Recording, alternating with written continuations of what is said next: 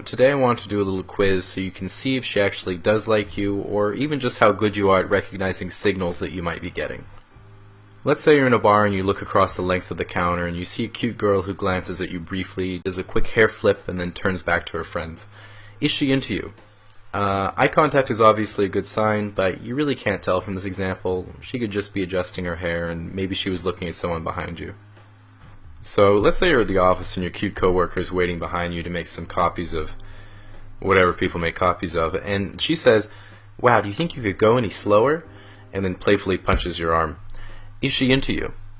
Again, you can't really tell from this example either. She might like you, but she might just be giggling and punching your arm as a sarcastic middle school throwback, so really no way to tell. Okay, so let's say you're at the gym on the elliptical for some reason, and Cutie McBooty comes in and gets on the exercise bike in front of you. And then after 5 minutes she looks back and says, "Wow, I'm so sweaty already. If only there were a way to get the same workout at home writing something else." And then gives you a wink. She into you? Yeah, I still can't tell with that one. Exercise equipment is pretty expensive, and maybe she lives in a small apartment and just doesn't have space. So maybe you find a good deal on rowing machines somewhere, you can show her the flyer.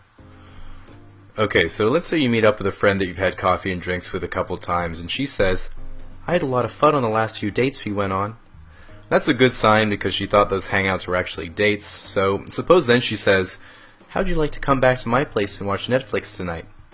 That's another good sign. It's usually a pretty good indicator when a girl invites you to do something, especially at her place. So then let's say later at her house you guys are watching Wall-E or something like that, and she says, "I'm getting pretty bored, why don't you come upstairs with me?"